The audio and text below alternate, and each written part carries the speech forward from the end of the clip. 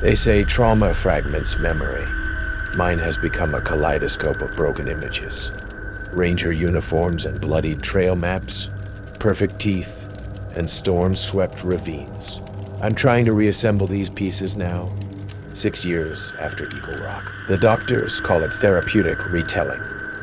I call it survival, because I finally understand what really happened in those woods. Perfect spot. No ranger stations for miles.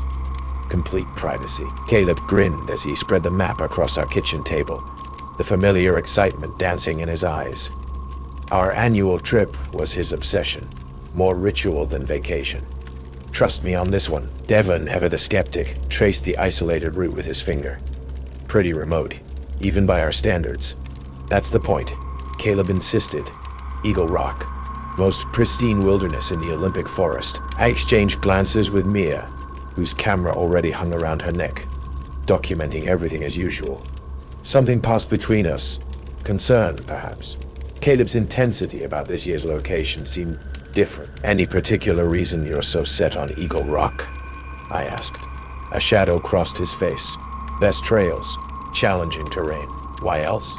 I didn't press further, but something felt off, like Caleb was holding something back. Later that night, I overheard him on the phone. I told you, I'll be there. 5 days from now. Yes, at the spot we discussed. Don't worry about my friends. I should have said something then.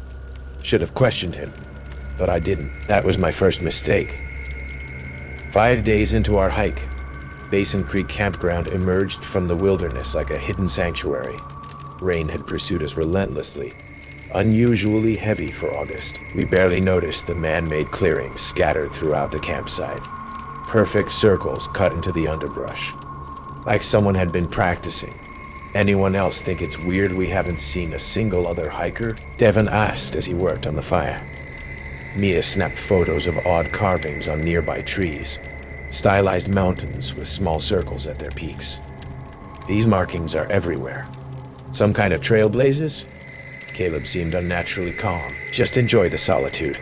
That's when we heard the approaching footsteps and saw the flashlight beam cutting through the trees. Evening, folks. The ranger's uniform was perfect from a distance. Olive green, campaign hat, badge catching firelight. Up close, the imperfections revealed themselves. Slightly wrong patches, boots too clean for the muddy conditions. Jason Reeves, Olympic National Forest Service. His questions seemed routine but felt invasive. His movements calculated. The metallic sound that came from his belt when he shifted position made my skin crawl, but it was his eyes that disturbed me most. The way they kept returning to Caleb. Not with surprise, but with recognition. After he left, promising warnings of storms and mountain lions, Devon contacted the ranger station via our emergency radio. Their response confirmed our fears. No ranger named Reeves, no patrols scheduled. What the station said next, however, sent ice through my veins. We've had reports of someone impersonating Forest Service personnel in that region. If you encounter this individual again, do not engage. There have been 3 disappearances in that area over the past year. Caleb's reaction was unexpected. Not fear, but agitation. We should split up, he suggested too quickly. Take shifts watching the perimeter. Split up? Are you insane? Mia's journalist instincts were clearly firing. No one goes anywhere alone. I watched Caleb carefully that night, twice. I caught him checking his watch, glancing toward the forest where the fake ranger had disappeared. When he thought everyone was asleep, he slipped something from his pack. A small package wrapped in waterproof material, and quickly buried it near the fire pit. Dawn arrived with thick fog and a missing friend, but not Caleb. It was Mia who had vanished. Her tent's empty, Devon reported, face ashen, sleeping bag still warm. Caleb seemed genuinely shocked. We need to find her, now. The undergrowth revealed a trail, broken ferns, scattered leaves. We followed it to a small clearing where Mia's camera lay abandoned. Next to it, her press credentials, carefully arranged alongside what appeared to be old newspaper clippings. I picked one up. Timber company closes after deadly accident. 5 missing, presumed dead. The accompanying photo showed a younger version of our fake ranger, without the scar, standing among a group of loggers. The caption identified him as Jason Reeves, site manager. "What the hell is this?" Devon demanded, turning to Caleb, whose face had drained of color. Before Caleb could answer, a twig snapped nearby. Through the fog loomed our ranger, no longer in uniform but dark clothing. His smile revealed those perfect, unnatural teeth. "Right on time, Caleb," he called. "Though you were supposed to come alone." Devon's head whipped toward Caleb. "You know him." "It's not what you think," Caleb stammered, backing away from us both. "Where's Mia?" I demanded of the ranger. With the others, he replied calmly. "Where all witnesses go. We ran in different directions. Pure instinct. I crashed through underbrush, crossed streams, scrambled up slopes. Behind me, methodical pursuit. Not running, hunting. I stumbled into a ravine, my arm tearing on hidden barbs. Looking up, I saw him silhouetted against the storm clouds. The real rangers never come this far," he said conversationally. "Budget cuts, staff shortages." He began descending. "Caleb was supposed to deliver you all cleanly. That was our arrangement. He gets what he wants. I get what I need." "Why?" I gasped. "Because 23 years ago, this company buried evidence of chemical dumping that poisoned this watershed. 5 people died. I was the only survivor." His perfect teeth suddenly made sense. "Prosthetics. They closed the operation. Erased what happened. But the forest remembers. I made sure of it. Lightning cracked. The ravine suddenly roared with floodwater. I grabbed a root as the torrent surged. The ranger, caught mid-descent, disappeared in the wall of water. The official story. I was found 2 days later. Devon made it out and called for help. Mia's body was recovered downstream. The unofficial story begins with what I discovered during my recovery, when I finally searched Caleb's name alongside timber company and chemical spill. Caleb's father had been the company's environmental compliance officer, the man responsible for covering up the dumping that killed those loggers, the man who'd paid to silence the sole survivor. Jason Reeves. Caleb hadn't chosen Eagle Rock randomly. He'd been researching his father's past, discovered the connection, and made a deal with the devil. Information about his father's whereabouts, in exchange for leading his friends into the perfect hunting ground. But Reeves had never intended to let any of us leave those woods alive. Not even Caleb. 5 years passed. I rebuilt my life, moved to Seattle, tried to forget. Then Devon called, his voice strange, distant.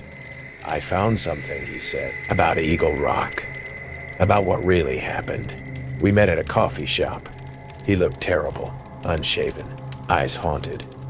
"Mia wasn't killed by the flood," he whispered, sliding a file across the table. "The coroner found something else. Chemical burns. The same compound found in the original spill." "That's impossible," I said. "That was decades ago." "Unless someone's still dumping," Devon replied. "Unless the real story isn't about revenge, but about covering up an ongoing operation." Inside the file was a recent photo of Basin Creek. In the background, barely visible, a figure in a ranger uniform. "That's not all," Devon continued. "I received this yesterday." He showed me his phone. A text message from Caleb's number. "Still alive. Help me. I went back to Eagle Rock last week. Not to hike. To find answers. What I discovered in those woods cannot be explained by a simple revenge tale or a madman in a ranger uniform." The circular clearings weren't ritual sites. They were test areas. The markings on trees weren't trailblazers. They were warning signs for those who knew how to read them. The package arrived in my apartment yesterday. Inside, my trail map from 6 years ago, with a new red circle around my address. But it wasn't the threat that chilled me. It was the second item. A memory card from Mia's camera, and the photos it contained. of Devin helping the ranger drag something heavy into the woods the night before Mia disappeared, of Caleb meeting with Forest Service officials months before our trip, of me sleeping in my tent, taken by someone inside our camp. The final photo shows all three together, Devin, Caleb, and Ranger Reeves, standing before what appears to be an industrial drainage pipe, partially hidden in the forest floor. They're all smiling at the camera. And behind the camera, only one person remains unaccounted for. The real monster of Eagle Rock was never the man in the ranger uniform. It was the person who took the photograph. All right, lean in. You ever get that feeling deep in the woods that you're not just lost, but the woods themselves are wrong, not haunted, not really.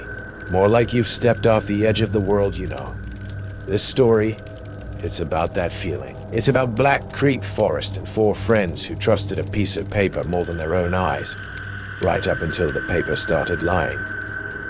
Liam unfolded the map with a confident snap, its creases worn soft as old linen. "All right, team," he announced. "Grin wide, Ridgeback Trail loop. 6 miles of prime Pennsylvania wilderness. Piece of cake." Chloe shielded her eyes, gazing up at the canopy where sunlight dabbled through leaves the color of new money. Ben checked the straps on his pack, while Maya took a photo of the trailhead sign, already faded and pockmarked. There was a stillness here, beneath the sighing pines, that felt less peaceful and more expectant. The air hung heavy, damp with the scent of pine needles and decay. An hour in, the easy camaraderie started to fray at the edges. "Liam," Chloe murmured, frowning at the map over his shoulder. "Shouldn't there be a fork here?" Map shows Split Rock Creek, branching off to the left. Liam squinted at the paper, then at the unwavering path ahead. Just a single trail, winding deeper into the woods. "Huh. Guess they rerouted it, or the map's old." He shrugged, folding it away. A sharp crack echoed from the dense undergrowth to their right. All four froze. Ben peered into the shadows.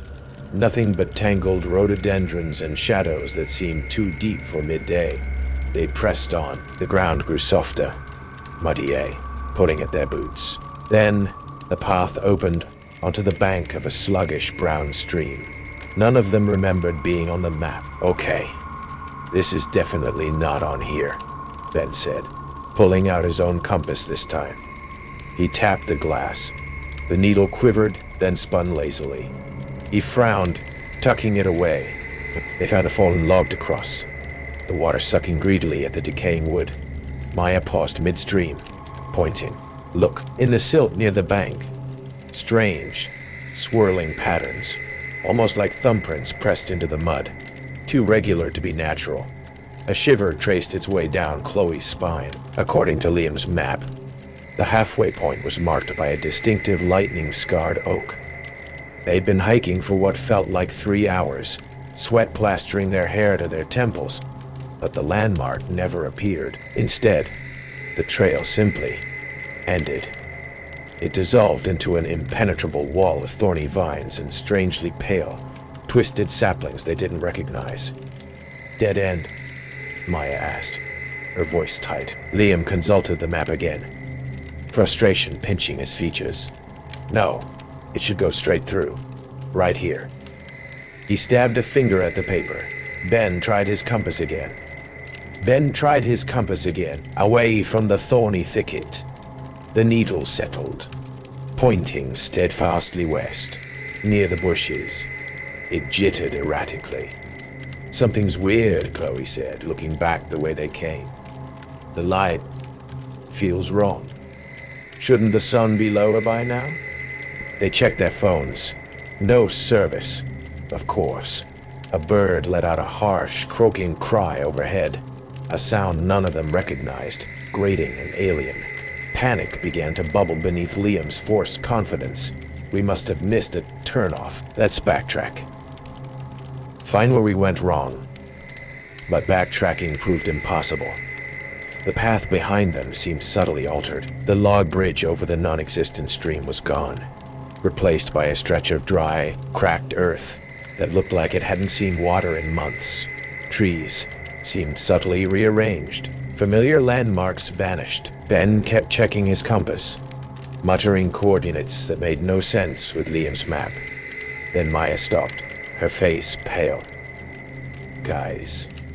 She pointed a trembling finger. Ahead, maybe 50 yards through the trees, stood a gnarled pine with a distinctive S-shaped scar running up its trunk. "We passed that tree an hour ago. I took a picture.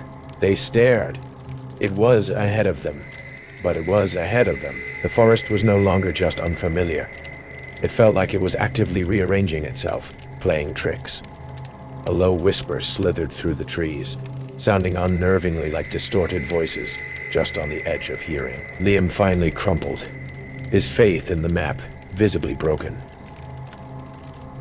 "Okay," Ben said, taking charge, his voice strained but level. "Forget the map. Compass says west is that way. We head straight west, hit the highway eventually." They plunged into thicker woods, branches clawing at their clothes. The canopy darkened, swallowing the remaining light prematurely. Shadows pooled, thick and cold. Just as true despair began to set in, they stumbled into a small, gloomy clearing. Nailed crudely to a moss-covered beech tree was a trail marker. Weathered wood painted with a single faded arrow. It pointed directly back the way they had just desperately pushed through. Night fell like a slammed door. They huddled together, sharing the last of their water, a meager fire pushing back the oppressive darkness that felt alive, breathing around them. Every rustle, every snap of a twig sent jolts of adrenaline through them. Sleep was fragmented, haunted by the feeling of being watched, of unseen things shifting just beyond the firelight's reach. Dawn broke gray and cheerless. Stiff, exhausted, and near panic, they started walking again, desperate to find any sign of the way out. And then they saw them. Footprints in a patch of damp earth. Clear, distinct boot prints. Relief surged, hot and sudden. Someone else was here. They followed the tracks eagerly, hope flickering back to life. Until Chloe stopped, her breath catching in a sob. "No." The footprints led them in a slow, inexorable circle, right back to the ashes of their pathetic campfire. They were their own tracks from the day before. The forest had turned them back on themselves. Liam sank to his knees, letting the useless map flutter from his hand. That's when they heard it. Faint but unmistakable, the sound of a car horn. 2 short blasts, echoing through the trees. "The road!" Ben yelled, scrambling to his feet. Hope, desperate and irrational, flooded back. They ran, crashing through undergrowth, ignoring scratches and stumbles, drawn towards the sound. It came again, closer this time. They burst through a final screen of branches into a small, unnaturally silent clearing. There was no car, no road, only the crushing silence of the woods. In the center of the clearing, half buried in the dead leaves and dark soil, lay a single, dented, rust-eaten hubcap. The sound had stopped. The forest watched them, patient and infinite. The map lay forgotten somewhere behind them, already being swallowed by the shifting landscape, its lies irrelevant now. Chloe let out a dry sob as she stared down in despair at the damp ground where they stood frozen. She noticed it. Fresh mud was slowly pooling around the edges of Ben's boots, and in it, those strange swirling patterns, like giant thumbprints, were beginning to form, identical to the ones they'd seen by the non-existent stream earlier, forming right now. Right here. They were just another story the woods would keep. You ever go camping deep in the woods? No cell service, no nearby towns, just you, your friends, and miles of silence. Out there, every snapped twig sounds like a warning. But what if someone walks out of the dark, wears a ranger's uniform, says you're in danger, but doesn't act like someone there to help? My friends didn't believe him. We thought he was just a local, maybe a little off. But that night, someone, or something, circled our tents, And by morning, one of us was gone. That wasn't the scariest part. It was what we found carved into the trees. Symbols, names, coordinates, and a second shadow that never moved, never blinked, and might still be watching. The wind cut through the naked trees, a low hiss that sounded too much like whispers. 4 friends sat around a campfire, its glow flickering across their faces. Jake tossing logs with a restless grin, Sarah brushing dark hair from her eyes, Mike sprawled on a blanket, and Emily hugging her knees, staring into the dark. The Michigan woods stretched around them, endless and skeletal, branches clawing at a moonless sky. Ever hear about the hiker who disappeared? Out here, Jake asked, voice hushed. Sarah smirked. What, some campfire tale? He shook his head. What? Some campfire tale. He shook his head. Real guy. Cops never found a trace. Mike chuckled, cracking a beer. Bear probably got it. But Emily's breath fogged in the cold, her eyes fixed on the trees. A twig snapped, sharp, close. She flinched. Just the wind, Mike said. But his grin faltered as the shadows swayed. Dawn broke gray and raw, the air thick with pine and frost. Their campsite, a remote clearing miles from anywhere, felt exposed, surrounded by barren trees and silence. No cell service, just them in the wild. Sarah and Jake hiked out for firewood, boots crunching over frozen ground. Half a mile in, they froze. A man stood by an oak, still a stone. Faded camo hung off him, a handgun holstered at his hip, not a rifle. A backpack sagged from one shoulder, and his unshaven face twitched, eyes darting. Morning, Jake called, forcing cheer. The man jolted, then nodded. Hunting? Sarah asked, glancing at the gun. Deer? He rasped, voice like gravel. Jake's brow creased. Deer season was long over, and the handgun, useless. Seen anyone else out here? The man pressed, too eager. Just us, Sarah said. He relaxed a hair, muttered something, and slipped into the trees, his shadow flickering like a ghost. Sarah's gut tightened as they trudged back, the wind whining behind them. Back at camp, unease settled in. Mike freed eggs, the sizzle lost in the wind's moan. That guy was off, Sarah said, recounting the meeting. Handgun for deer, and he looked jumpy. Emily twisted her blonde hair, voice soft. Maybe he's just some hermit, but doubt lingered in her eyes. Night fell heavy, the fire spitting embers into the dark. Mike leaned in, grinning. Read online about a guy living out here, off-grid. Snatches people who get too close. Jake laughed, but it died fast. Emily stiffened. What's that? She pointed beyond the flames. A shape loomed at the light's edge, tall, still, then vanished. They held their breath, flashlights trembling. Deer, Jake muttered, sweeping the beam. Nothing, just branches creaking and a faint rhythmic crunch, like steps on brittle leaves. Sleep came jagged, tense rattling gusts. Sarah bolted awake, heart hammering. Something scraped outside, slow, circling. She unzipped the flap an inch, embers glowed faintly. And beyond, 2 specks glinted, eyes, then blinked out. She roused the others, whispering, Someone's here. Flashlights slashed the dark, revealing footprints. Deep, fresh, looping the camp before trailing off. Could be a coyote, Mike said, gripping his knife, but his voice shook. Morning brought a shaky plan. Explore. Curiosity clashed with dread as they hiked, stumbling on a cabin, rotted, vine-choked door ajar. It creaked as Jake pushed in, dust danced in slivers of light from broken windows. A sleeping bag slumped in a corner, food wrappers, recent, piled beside it. On a splintered table, a journal, pages yellowed, scribbled frantic. Mike opened it, breath catching. They keep coming, watching me. I'll make them leave. Another page. She's still out there. I hear her laughing in the wind, like bells. A torn sketch showed their campsite, marked with an X nearby. A pink plastic bracelet, tiny, mud-caked, lay cold to Emily's touch. It's like it was just dug up, she whispered, shivering. We're leaving, Sarah said, voice tight. But the doorway darkened. Tom, the hunter, eyes wild, gun in hand.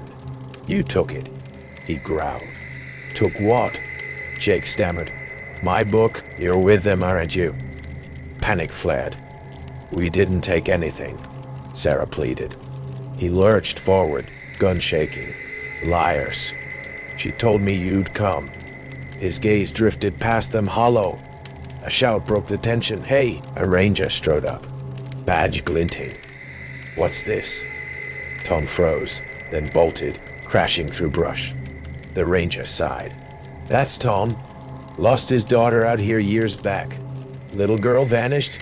He's been searching ever since, mostly harmless. He led them back, the woods silent but for their steps.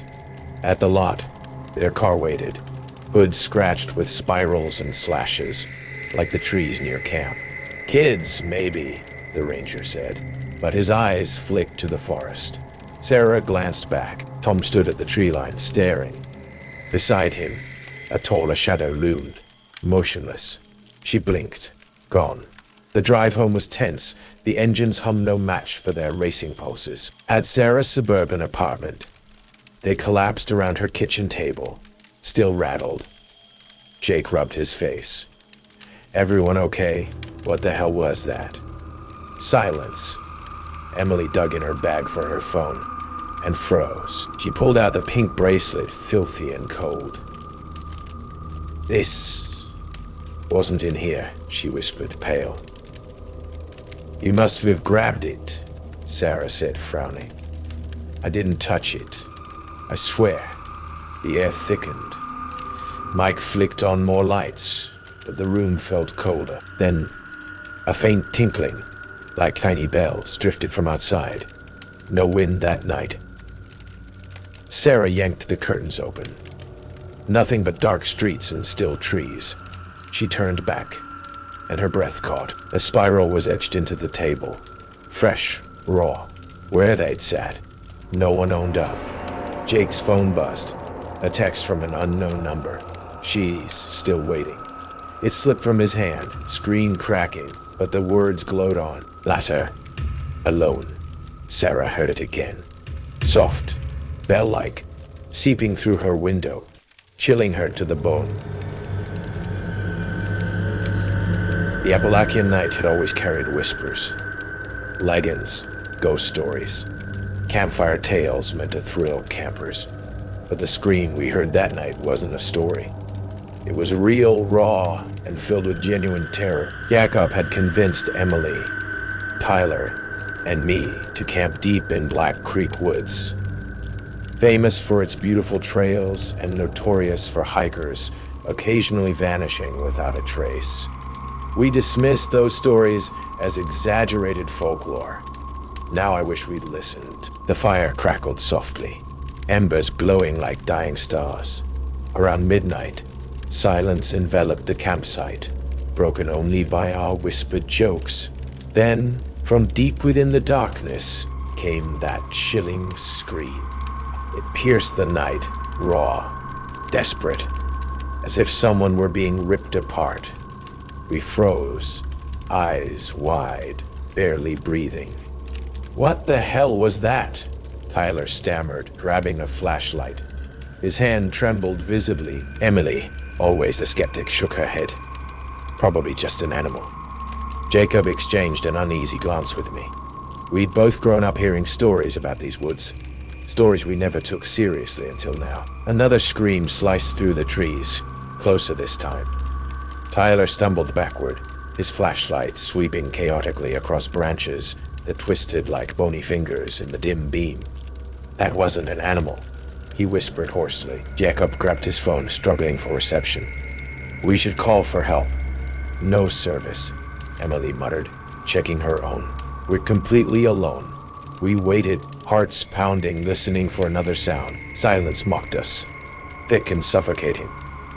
Eventually, Jacob suggested cautiously, maybe someone's really hurt. The idea of leaving the fire's safety felt insane, yet staying seemed just as dangerous. Tyler reluctantly agreed, and we ventured cautiously into the darkness. Twigs snapped beneath our feet, echoing loudly. My skin prickled, feeling unseen eyes tracing our every move. 10 minutes in, Tyler halted abruptly, flashlight illuminating something on the ground. A weathered backpack lay open, its contents scattered. A rusted compass, a worn notebook, and a blood-stained shirt. Dark blotches faded, but unmistakable. Someone was here, Emily breathed, visibly shaken. Jacob opened the notebook, pages stuck together by dried blood. Only one page was legible. I'm the only one left. They heard my screams, but no one came back. Now I'm alone, forever trapped here. A heavy silence fell over us, realization sinking in slowly. Suddenly, branches cracked behind us. Tyler spun around, the flashlight quivering. Nothing there, but the woods felt closer, tighter around us. "We need to leave," I said, voice strained. We ran, stumbling back toward our campsite, flashlight beams slicing erratically through darkness. Emerging finally into the familiar circle of tents, I froze. There, shining vividly on the door of our SUV, were fresh, bloody handprints. Someone was here, Jacob choked, eyes wide. Panic surged through us. They're watching us. We frantically gathered our gear, loading the car in terrified silence. Every shadow seemed alive, whispering threats. As we sped away from Black Creek, my heart still pounded violently. But the nightmare wasn't over. Days later, at home, Jacob received a small box with no return address. Inside, wrapped carefully in tissue paper, was an old hiking boot, caked with dry mud and dark crimson stains. A folded note rested beneath it, scrawled in shaky handwriting. "You're next." Jacob searched online, desperate for answers. He discovered an anonymous forum post describing a hauntingly similar encounter. 10 years ago, my friends abandoned me in Black Creek woods. They heard my screams but ran anyway. I survived, alone and forgotten. Now, I give others the isolation I endured. We never found out who sent that box, but sometimes, in the dead silence of my apartment, I swear I still hear that scream. Raw, agonized, echoing endlessly from somewhere deep in the darkness. And always I'm haunted by one thought. Maybe we never really left those woods. Maybe in some twisted way, they followed us home. Some places don't fade from memory. They rot in it. 3 days into the Colorado backcountry, 4 friends stumbled into a clearing, marked by someone else's madness. By sunrise, I'd wished they'd never left the highway. Emma's boot sank into the pine needles, crunching against something plastic. A Ziploc bag, half buried, holding a cheap burner phone. Its cracked screen glowed faintly, showing 1 bar of battery. "Who gets service this far out?" Jake, her brother, smirked, snatching it and tossing it into the brush.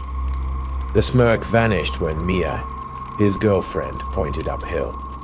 20 yards away, a tarp hung taut between 2 spruce trees. Fresh duct tape gleamed along the edges, bright against the dirt-smudged fabric. Too new to belong here. Dusk hit the hollow fast. They'd agreed to steer clear of the tarp. Too many red flags. But as Logan scouted for firewood, his headlamp caught a glint in the soil. A hunting knife, its blade crusted with dried blood. He slipped it into his jacket, just in case, he muttered, knowing it wasn't rust. That night, Jake cranked the old radio in his pickup. Static snarled, then a voice broke through. Escaped convict Travis Vowell, armed and dangerous. Last seen near Lost Creek Wilderness. Coordinates followed. Exact match for their spot. Mia dropped her water bottle, hands trembling. Tatsos. Midnight. The fire sputtered. Logan fed the coals, glancing nervously at the trees. Shadows shifted, too deliberate for a breeze. He chalked it up to exhaustion. Then Emma found the Polaroid at dawn, nailed to a stump. Their tents, snapped days before they'd even arrived. Scrawled on the back in charcoal, "You're in my fridge." Jake's jaw tightened. Some psycho's been scoping us out. Mia clutched the radio, whispering, "We should have left yesterday. They didn't leave." Jake grabbed his shotgun, stomping toward the tarp. If this bastard's playing games, he stopped cold. Inside, empty protein bar wrappers, a stained sleeping bag, and a mess of newspaper clippings taped to the walls. Missing hikers, unsolved murders, names circled in red marker. A twig snapped behind them. Mia yelped, spinning around. Nothing, just the wind. Or so they told themselves. Logan gripped the knife tighter. "He's close. I can feel it." Day 3. The forest held its breath. No birds, no bugs, just the crunch of boots as they packed a bolt. Logan unzipped his tent and gagged. His sleeping bag sagged, stinking of decay. He yanked it open. A deer's severed head, throat slashed, flies buzzing over crusted blood. Emma's voice cracked. "He's been in here, watching us sleep." Jake kicked the fire pit, scattering ash. "We're not waiting for him to come back." Dusk. They ran. No trails, no signal. Just Jake's dying phone lighting the way. Branches snapped behind them, loud as gunfire. Mia tripped, twisting her ankle, tears streaking her face. "Leave me, please." Logan hauled her up, half dragging her. Then a figure loomed ahead, tall, ragged, gripping a machete caked with dirt and blood. "Split up!" "Ah!" Jake barked, raising the shotgun. They scattered into the dark. Emma didn't see the trap until she fell. A shallow pit, 6 feet deep, edges lined with sharpened sticks. At the bottom, a torn backpack and a tangle of finger bones strung on fishing wire. Human, bleached by time. She screamed, clawing at the clay walls. A flashlight beam pierced the dark above. "Anem!" Jake's voice, rough but familiar. She reached for his hand, then froze. His palm was raw, blistered, marks he couldn't have gotten from their fire. "Jake," she whispered, voice shaking. He grinned, teeth glinting. "Should they've stayed in your tent?" The shotgun blast ripped through the hollow. Logan stumbled back to Mia, hiding behind a boulder. She was sobbing, jeans soaked red, not her blood. Jake's body slumped near the pit, throat torn open, the hunting knife buried in his chest. "He grabbed me," Mia stammered. "It wasn't him. It wasn't Jake." A shadow burst from the trees. Wild hair, scarred face, eyes burning with hunger. Travis Vowell. Logan fired the shotgun. The man crumpled, blood pooling beneath him. "Bee," Mia stared, trembling.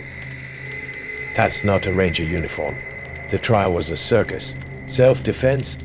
The jury ruled, but the ranger's report gutted Logan. No tarp found, no pit, no trace of Vowell at their site. Just Jake's body, and a coroner's note that he'd carved "You're in my fridge" into his own arm with a knife weeks earlier. Scars hidden under long sleeves. A drifter, unhinged, leading them into his breakdown. Emma skipped the funeral. Her last voicemail to Logan was a whisper.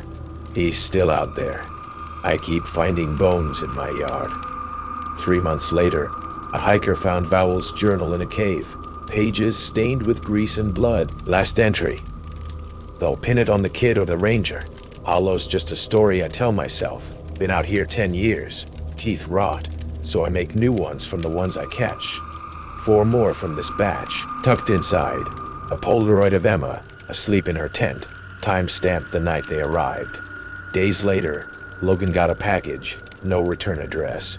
Inside, his own trail map, a red circle around his apartment, and a voice recorder. "Battery still good. Battery still good." He pressed play. Mia's voice, faint, panicked. "Logan, he's behind you. Right now." He spun around. Nothing but the hum of his fridge. Then a soft clatter. Something fell from the shelves. A single finger bone rolled across the kitchen floor. Not all monsters run. Some stalk. And the worst ones don't need a forest to hunt. Detective Michael Reynolds' Q obsession. He chased it his entire career, first as a homicide detective, then as a man haunted by a personal tragedy that defined his existence. 20 years ago, his younger sister disappeared while hiking in Carbon Creek State Park. No body, no evidence, just a void that consumed his life. The leather-bound journal felt heavy in his hands, not just with physical weight, but with something darker. Potential, prediction, promise. Sarah Martinez, the park ranger standing beside him, watched carefully. Her military intelligence background gave her an edge most investigators missed. "This isn't just a record," she murmured. "This is a blueprint." The first page bore a chilling inscription. "Observation. Humans are invasive species. The forest remembers." Daniel Harrison's personnel file read, like a psychological autopsy. 37 years old. 15 years with Park Services. Fired in 2008 after an incident involving unauthorized surveillance. But the psychological evaluation told a deeper story. Subject demonstrates extreme territorial behavior stemming from childhood trauma. Perceives human interaction with wilderness as violation. Recommends immediate psychological intervention. Reynolds knew that language. Clinical. Detached. Hiding something more profound. A note in the margin caught his eye. Handwritten. Different from the official report. Daniel lost his entire family in a logging accident. Watched them when corporate negligence destroyed their campsite during a clear-cutting operation. The pieces started connecting. The cabin defied expectation. Not a madman's chaotic shrine, but a meticulously organized archive of human movement. Walls covered with topographical maps. Hundreds of photographs, hikers captured in moments of unsuspecting vulnerability. GPS trackers, communication interceptors, a workstation that looked more like a military intelligence station than a killer's lair. But what struck Reynolds most was a small section dedicated to his sister's missing person case. Her photograph, hiking route, notice about her last known location. He was tracking her, Reynolds whispered. All these years. Sarah's hand touched his shoulder. This goes deeper than we thought. Along one wall, a timeline emerged. Not just of murders, but of environmental incidents, logging accidents, corporate environmental violations, each marked with surgical precision. Harrison hadn't just been killing. He'd been executing a plan. A manifesto lay open on the desk, typed with military-like precision. Carbon Creek is not territory. It is a living organism. Humans are the infection. The most disturbing discovery came in a locked drawer. A collection of trophies, but not typical serial killer souvenirs. Each item meticulously tagged with GPS coordinates. Hiking boots, water bottles, sunglasses, and beneath them, a series of medical reports, environmental toxicity studies, detailed documentation of how human activity had systematically destroyed the ecosystem. Harrison wasn't just a killer, he was a crusader. He sees himself as the forest's immune system, Sarah realized, removing the threat. Reynolds found a photograph that made his blood run cold. His sister, taken mere days before her disappearance, smiling, unaware, handwritten on the back. First observation, vector identified. They never found Harrison. The cabin showed signs of recent occupation. A coffee cup still warm, food in the refrigerator, but no trace of the man himself. Months later, the investigation expanded. 3 more missing hikers, all with similar profiles, all connected to environmental industries. A package arrived at Reynolds' home. No return address. Inside, a new journal. First entry bore familiar handwriting. Observation. The hunt continues. The forest always wins. Attached was a current topographical map of Carbon Creek. A red pin marked Reynolds' home address. Years of investigation revealed a horrifying pattern. Harrison hadn't been working alone. A network of former park employees, environmental activists, logging accident survivors, all connected through a dark web of retribution. They called themselves the Forest Protocol. And here is protocol. Their mission: systematic elimination of those they deemed responsible for environmental destruction. Reynolds understood now. This wasn't just about killing. This was about sending a message. The last page of the journal contained coordinates, not to a location, to a list of names. And Reynolds' name was at the top. 1 year later, Sarah Martinez received a sealed envelope. Inside, a single photograph of a campsite. Her campsite, circled in red ink. A figure standing just beyond the tree line, watching. The note beneath read simply, "Observation continues. The most terrifying predators don't announce themselves. They blend perfectly into the landscape, waiting, always waiting." They say nature always reclaims what belongs to it. But some things nature never wanted in the first place. My therapist suggested this solo camping trip. "Reconnect with yourself, Tyler," she'd said. "Been some peace away from everything that happened."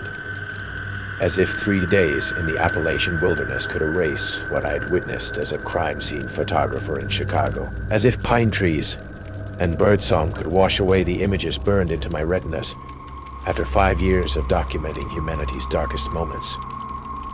The rain started on day 2. A steady downpour that transformed the forest floor into a sodden mess. As evening approached, I realized my firewood supply wouldn't last the night. With daylight fading and temperature dropping, I grabbed my hatchet and headlamp and ventured deeper into the woods. The beam of my light caught something unusual about a quarter mile from camp, an area where the forest floor looked different, disturbed. My first thought was wildlife activity, but as I approached, that explanation dissolved. This disturbance was rectangular, roughly 6 feet long, 3 feet wide. The earth mounded slightly higher than the surrounding ground, like a grave. My professional instincts kicked in before conscious thought could intervene. The edges were too clean for animal activity. The soil was dark, contrasting with the lighter leaf litter surrounding it. Recent, very recent. 5 steps closer, and my headlamp caught something else. A flash of color against the monotone browns, a small corner of fabric protruding from one end of the disturbed earth. Blue denim frayed at the edges, partially buried. I moved closer, using a stick to carefully brush away some of the covering soil. More denim revealed itself, and something else. A dark stain. The kind of stain I documented hundreds of times. The kind that starts red and turns rust brown as it oxidizes. Blood. A sharp crack echoed through the trees behind me. A sound too deliberate to be random forest noise. Like a branch breaking underfoot, I killed my headlamp instantly, plunging myself into darkness. My ears strained against the silence. Another sound, softer this time. The whisper of fabric against bark. Someone moving with careful deliberation. Someone watching. I broke and ran. Not toward my campsite, but parallel to the hiking trail. Branches whipped at my face. Unseen roots threatened to trip me with every desperate stride. Behind me, swift, confident footsteps. Not running in blind panic like mine, but moving with purpose. Gaining, I ducked behind a massive fallen tree, pressing myself into the wet bark, trying to quiet my ragged breathing. The footsteps slowed, methodical, hunting. "I know you're here, Tyler," a voice called softly. "Your breathing gives you away." My name. He knew my name. I crawled along the log, inching toward a dense thicket. Something sharp pierced my palm. A broken branch, and I bit down hard on my lip to stifle a cry. "You've documented 17 of my crime scenes," the voice continued. Lakeside. The river killings. The abandoned factory. Always so meticulous with your framing. My blood turned to ice. Those cases were mine. Connected cases the department had never publicly linked. A beam of light swept over the log, missing me by inches. Your work showed me parts of myself I couldn't see, he continued, how the blood pooled in the garrison case. Your low-angle shot captured something transcendent, something holy. I needed to move, to run. But where? In the darkness, I'd lost all sense of direction. When I realized it was you documenting my work, he continued, I knew we were connected. Two artists working on the same canvas. A desperate plan formed. I reached into my pocket for my lighter, then my handkerchief. I set the cloth ablaze and tossed it as far as I could in the opposite direction. The sudden flare of light drew him away. I scrambled to my feet and ran blindly through the woods. A clearing appeared ahead. I burst through the undergrowth and froze. My own tent stood 20 yards away. Somehow, in my panic, I'd run in a circle. The footsteps behind me stopped. You've got good instincts, came the voice, calm and conversational. Most people run straight back to their camp. I turned slowly, hatchet raised defensively. He stood just inside the tree line. Tall, bearded, ordinary looking in hiking clothes and rain gear, but his eyes reflected my headlamp beam with an unnatural intensity. And in his hands, he held a camera. Professional grade. Expensive and familiar. It was my model, my brand. Martin Keller, he introduced himself with a slight bow. Though you know me by my work, not my name. The realization hit me like physical pain. Martin Keller, a name whispered in the department. A photographer who'd applied to document crime scenes 3 years before I got the job. Rejected during the psychological evaluation. You didn't just take pictures of my scenes, I whispered. You created them. Creation and documentation.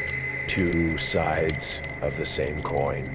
His smile was gentle, almost scholarly. For years, I studied anatomy, decomposition, blood pattern analysis. I created perfect compositions. But something was missing until I saw your photographs of my work. He stepped closer, camera raised. You understood what I was trying to say. Your angles, your lighting choices. You elevated my creations from mere murder to transcendence. Death as art.